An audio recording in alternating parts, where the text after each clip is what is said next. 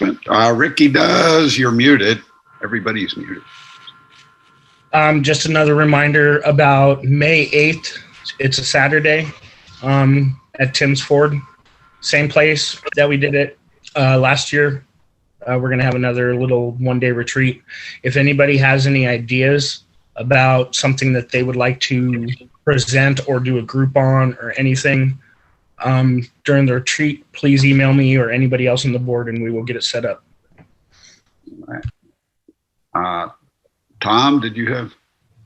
Just the standard announcement that we are meeting, I have to stop and think, on Thursday nights, and it's been very good. The group's getting a little bit smaller. We missed Tony last week, for example, but I think you're going to be back next week. I hope so. Enjoy it very much. So if people want to come, we'll give you the link. In fact, I think it's in the newsletter. Get a hold of Tom or me or Rick or Tony or anybody else, and it's in the newsletter. So. Oh, is it? Okay. Well, that's even better. It's a lot better. Okay, Rick, unmute. He sounds better. Unmute, Rick. Rick, you're muted. A little bit of an extension for what Tom and Chuck said. We really have enjoyed this Thursday night deal. I would like to see us do more in small group type things. It's so easy on Zoom now, and there's so many wonderful things we can talk about and keep our contact together. I guess I call it part of our outreach. I know that we've been through several book things and that gets a little old, but there's so much variety out there. And then if you just want to get together and pop popcorn, pop your own popcorn, drink your own choice of beverage, I just think it's a great thing. Someone else talked about the Zoom. I think it was Pat said Zoom is so great. So I'd like to see us do more of these kind of small groups. Don't be shy. Start your own group. I'm going to add to that. I kept saying I was going to do sort of a Zoom introductory class for people who might be reluctant to join us on Sundays. Well, if you're here, you're probably not in that group. But I think I'll put out an announcement. And if I don't get to it this week, I'll do it next week. And what we'll really do is just have an open Zoom meeting. I'll just pick a time, and if that time doesn't work for some people, we'll do it twice or something. And we'll just basically, for people who aren't that comfortable with Zoom, just no pressure thing, come on and chat and ask questions. And if I can't answer the question, I'll figure it out or something. And that might be an excuse to start another discussion group of some kind if enough people show up. But just show up and chat kind of thing. So, but I'll send out an announcement because, again, the people who need to hear it aren't the people who are here on Sunday morning so much. Well, maybe. Well, maybe. But anybody can. When I do this thing, anybody can jump in. Even if you're comfortable with Zoom, you're still allowed to jump in. So, okay. Any further announcements? Carrie has her hand up. Yeah, our speaker next week is Danette Ghosh. And the subject is Privilege is Not Free, the Cost of Racism and Other Oppressions. Ooh. I'm really excited to hear about that. And Denise is a good speaker, so I'm really looking forward to next Sunday's talk. Yeah, speaking of First UU of Nashville, which is where that music came from. Oh, okay. Speaker from there. Okay. I'd like to, if anybody else is interested, I would like to maybe start a group that basically just discuss racism and what we can do to alleviate it and educate ourselves more about it if anybody else is interested. Well, I would be. I don't know if anybody else is. Anyway. I don't see any more hands, I don't think. So So if we're done with announcements, and it appears we are, we'll move on to our reading for today. And this is 505 from your hymnal, and because it's me, it's a Thich Nhat Hanh reading. So let us be at peace with our bodies and our minds. Let us return to ourselves and become holy ourselves. Let us be aware of the source of being common to us all and to all living things. Evoking the presence of the great compassion, let us fill our hearts with our own compassion towards ourselves and towards all living beings. Let us pray that we ourselves cease to be the cause of suffering to each other. With humility, with awareness of the existence of life and of the sufferings that are going on around us, let us practice the establishment of peace in our hearts and on earth. Amen. And with that, I will introduce today's speaker, who needs no introduction. No, I'm kidding. Our speaker today is our own Doug Traversa, Minister Emeritus, and he's going to talk to us about why we do what we do, which is something I'd love to know why I do what I do. So take it away, Doug. Well, it's good to see everybody again. The sermon that I'm giving you today was one that I wrote one day before the inauguration. And at that time, as I was writing it, the whole country was holding its breath, either hoping for a peaceful transition of power or, in far too many cases, hoping for an actual civil war. The National Capitol building had been invaded, instigated by a sitting president who still refuses, even today, to acknowledge that he lost the election along with many of his cohorts. As Americans, we've smugly watched other countries who have endured this kind of chaos, assuring ourselves that we were better, we're more civilized. Such things could never happen here. After all, we're not a third world nation or a banana republic, phrases that reek of elitism and racism, but they're still being used on the news even today.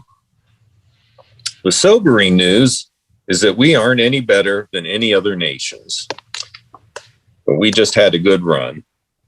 But as the Bible says quite accurately, be sure your sin will find you out. And so it has. We face a future where dishonesty is a virtue, unsubstantiated conspiracy theories abound, and they're now baked into daily newscasts, if you can even call them newscasts. People don't care about truth anymore. They simply find the echo chamber of the reality they want to live in, and that's where they spend their time. And this is true on the left and the right.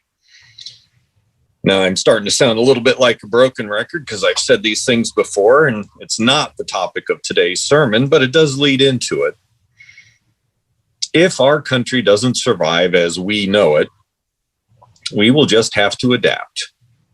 I've watched people in Afghanistan living their lives in horrific conditions, but they press on the best they could in a country that had been ravaged by war.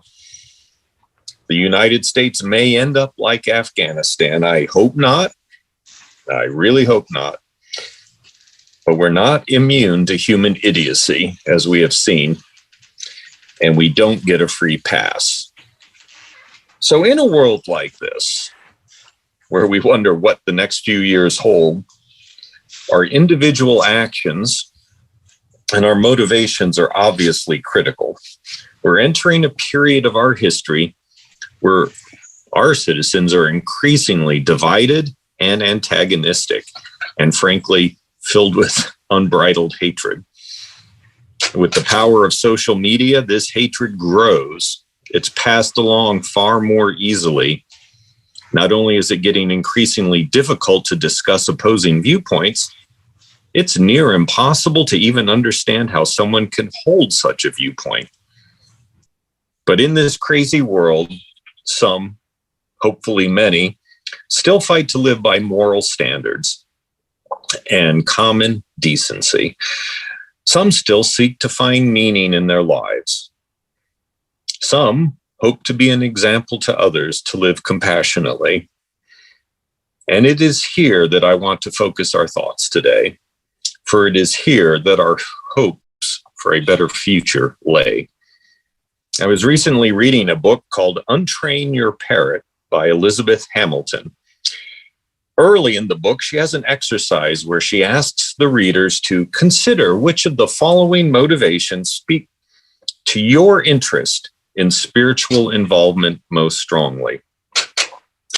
I'm not a huge fan of the term spiritual, but we'll use it because that's what she used. But just listen and think about these things as I read off this list. Which of these things motivate you? Which of them speak to your desire to live however you want to define it, more fully, more ethically, more compassionately? Ask yourself, what of these things might be impacting that? 1, encountering ultimate reality. 2, living constructively. 3, meeting a guide for your quest. 4, awakening compassion. 5, healing long-standing pain. 6, finding something to believe in. 7, associating with like-minded people. 8, looking for a family or partner. 9, discovering something that transcends your sense of self. And 10, looking for solace from loneliness or alienation. Now, this may not seem like it's all that unusual to you, but I found the actual question, as well as the exercise, a little bit jarring. It shouldn't have been, but it was, for me at least. My interest in spiritual things, for lack of a better term, has certainly been a huge part of my life. And for me, the first thing that occurred to my mind was there are other things that have to be added to this list, because there were other things that motivated me. In my early days, my sole motivation, truly my sole motivation, was figuring out how to go to heaven, not hell, because I believe these are real places. It was a very real threat, and I wasn't getting clear guidance. Later on in my life, after I was sure my salvation was secure, the biggest factor for me was trying to please God. I really wasn't afraid that I was going to hell anymore, but I felt it was my duty to please God since God had saved me. After I left fundamentalist Christianity, I decided that I wanted truth. It didn't have to be pleasant, but it had to be honest. Honesty was the virtue. And I sought honest answers. At some point, I also wanted to be more compassionate, not for reward or praise, but because it seemed that this was the right thing to do, separate from any kind of eternal rewards or divine punishment. But as I was reading this book, as I was asked to go through this exercise, I really was taken aback, because I thought, what is it that motivates me right now? Because really, I mean, I still care about truth. I want to be compassionate, but I didn't think that those were like the things that got me going in the morning, got me really thinking hard every day.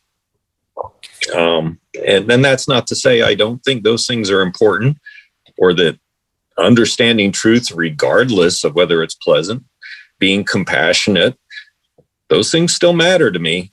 But in my mind, it was like, it's not that single driving force that it used to be. What is it now? And so I struggled with that for a while. You see, my life has been filled with the quest for meaning. I went to a Christian college. I taught in a Christian school. I was an elder in a church. I was a UU minister.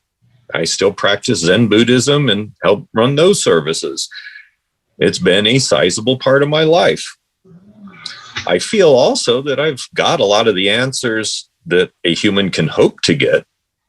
And I feel that I've come to peace with the many, many, many things I'm not going to get good answers to. Embracing that uncertainty is part of it now. So as I take a look at why I do what I do, it might help you in some way to think about why you do what you do.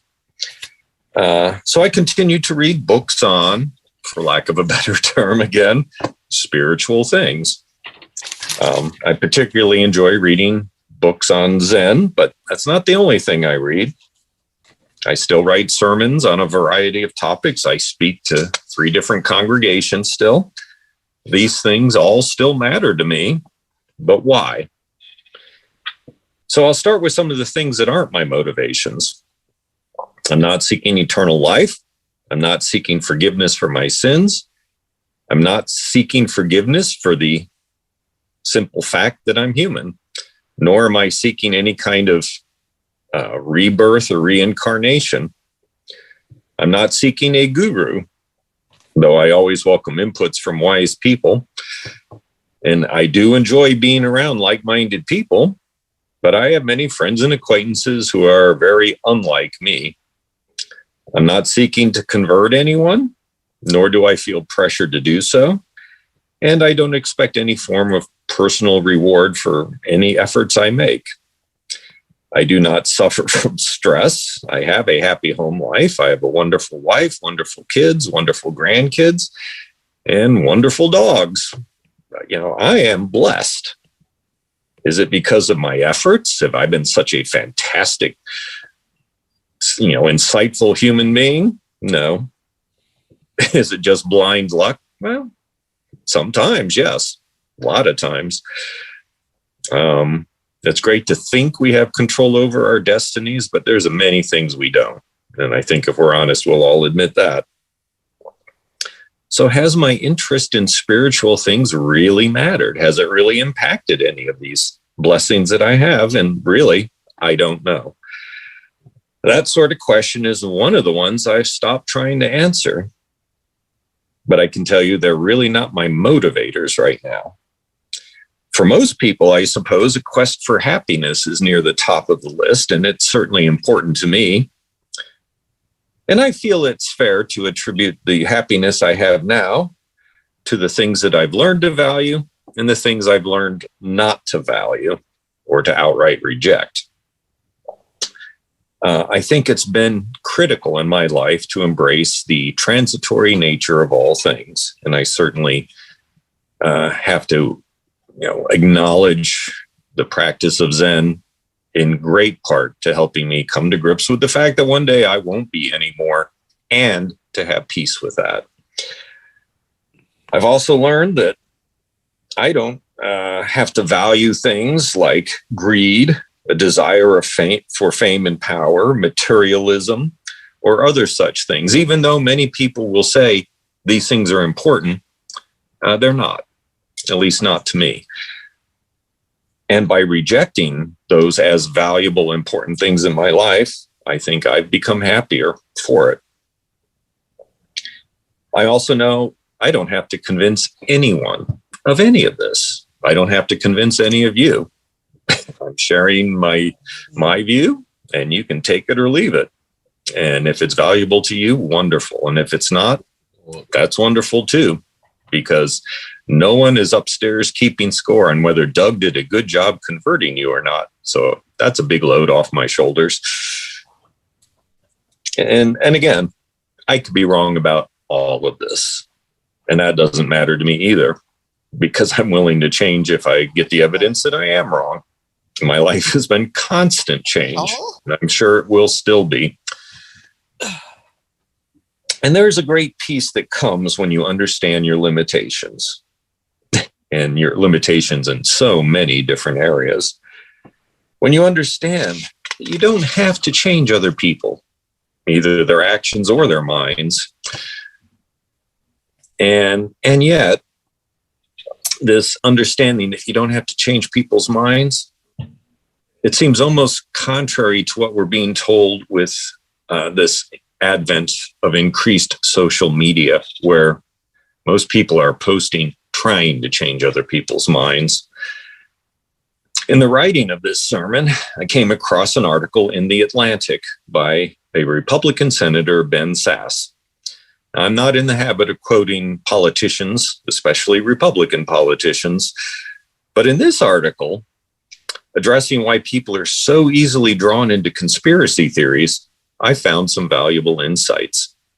After lamenting the loss or weakening of various social structures in our society, things like churches and Little League games are a couple examples he gives, and the subsequent loss of community, he argues that, and I quote, conspiracy theories are a substitute.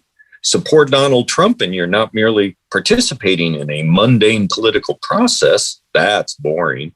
Rather, you are waging war on a global sex trafficking conspiracy. No one should be surprised that QAnon has found a partner in the empty, hypocritical, made-for-TV, deviant strain of evangelicalism that runs on dopey apocalypse mongering. I still consider myself an evangelical, even though so many of my nominal co-religionists have emptied the term of all historic and theological meaning. A conspiracy theory offers its devotees a way of investing themselves in the cosmic battle, pitting good against evil. This sense of vocation that makes it dangerous is also precisely what makes it attractive in our era of isolated, alienated consumerism. I think he has a point. Spiraling down into conspiracy theory delusion can be very much a quest for spiritual meaning. And this quest for meaning, belonging, and ultimate truth can be destructive. It's not enough to say I'm on a quest. You also have to be wise as you are on this quest, a responsible search for truth and meaning, as we say. We see this playing out in our country as we speak. People are vulnerable to this idea, these ideas that become the core of a search for truth and meaning that are based on lies. And it happens on the liberal and conservative side. So be very careful if you think that you might not succumb to some sort of thinking that leads you down a conspiracy rabbit hole, because sloppy thinking transcends political leanings or religious ideology. So why do you do what you do? What motivates you? What do you do to hear counter arguments, to challenge your beliefs, to make sure you are thinking logically? Do you listen to the other side? Or do you choose to live in an echo chamber where everyone says what you already believe? But most importantly, will the thing that motivates you, that prime motivational force, will it hold up in tough times? Does it have staying power? Earlier in this sermon, I listed many things that did not motivate me currently. So what does make me do what I do? This is what I promised I'd talk about last time I talked. Some of you already know, since I've discussed it, the thing I find most motivating right now is the idea that when I do good, the universe does good. When I do evil, the universe does evil right along with me, because there's no difference. Now, this is a Zen precept. Many other religions have their own version of it. And science is starting to show us some interesting understandings of reality that also apply. Nothing happens in a vacuum. I guess that would be the corollary to my prime motivational force. When I do good, the universe does good. When I do evil, the universe does evil. And nothing happens in a vacuum. That's Doug's theology, summed up right there. It's just that simple. You see, the repercussions of what I do, for good or ill, don't just disappear into a void. It has impact beyond what I call me. And I dare say it has universal implications. And the thing is, I can't prove this. I'm not even going to try to prove it. But I don't think it's the wacky sort of woo that people like to make fun of either. I think there's a profound truth there. And I don't need to convert anyone to this view. And if it doesn't make sense to you, that's fine. Maybe someday it will. Maybe it won't. Maybe someday I'll change my mind. But right now, I find it very profound and very important. it strikes me as being a great motivational truth, and it is indeed the core of what motivates me to do what I do. And it would be a very long discussion to get into other aspects of this. Maybe one day I'll do that in greater detail, but just on a simple surface level, just think about the fact, first of all, we would all acknowledge that we're interconnected to many other things in a great way. We have the interconnected web of existence that we talk about. And most people would say that's a great truth, but you can take, somebody's barking.